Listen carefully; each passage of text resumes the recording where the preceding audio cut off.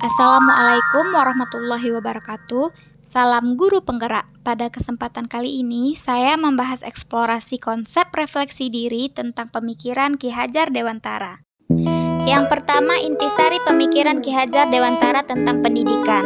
Ki Hajar Dewantara menjelaskan bahwa pendidikan dan pengajaran merupakan usaha persiapan dan persediaan untuk segala kepentingan hidup manusia, baik dalam hidup bermasyarakat maupun hidup berbudaya dalam arti yang seluas-luasnya.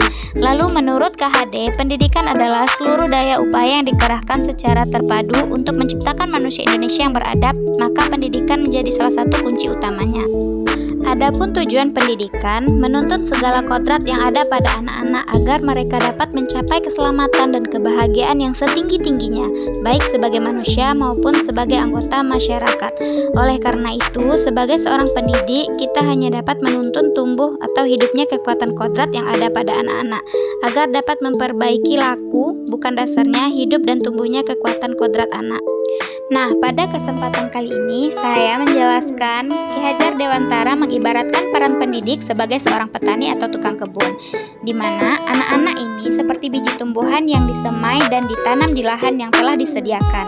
Anak-anak itu bagaikan bulir-bulir jagung yang ditanam. Jika biji jagung ditempatkan di tanah yang subur dengan mendapatkan sinar matahari dan pengairan yang baik, maka meskipun biji jagung itu adalah biji jagung yang kurang baik, itu dapat tumbuh dengan baik karena perhatian dan perawatan dari Pak Tani. Dan sebaliknya, meskipun biji jagung itu disemai dengan bibit yang berkualitas baik, tetapi jika tumbuh di lahan yang gersang dan tidak mendapatkan pengairan serta cahaya matahari ataupun perawatan dari Pak Tani, maka biji jagung itu mungkin tumbuh namun tidak optimal. Yang kedua, pembelajaran yang mencerminkan pemikiran KHD. Pembelajaran dari filosofi KHD yang pertama, memerdekakan dan berpusat pada murid. Yang kedua, mengikuti perkembangan zaman. Ketiga, tidak bertentangan pada nilai-nilai kemanusiaan. Dan yang keempat, pembangunan budi pekerti dan berfokus pada proses bukan hasil. Nah, kita sebagai pendidik itu harus mampu melakukan perubahan budi pekerti anak-anak menjadi lebih baik lagi.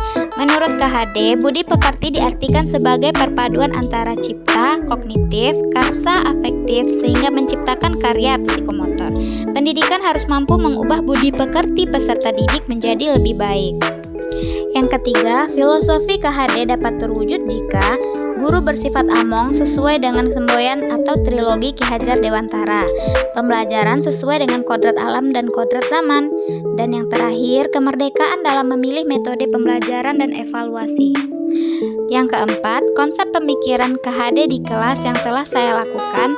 Yang pertama, mengikuti perkembangan zaman dengan berbagai pemanfaatan iptek pada proses pembelajaran melalui platform yang menarik. Yang kedua, sistem among dengan memberikan kebebasan kepada peserta didik menemukan sumber belajar seluas-luasnya untuk menemukan pengetahuan baru, baik secara individu maupun kelompok.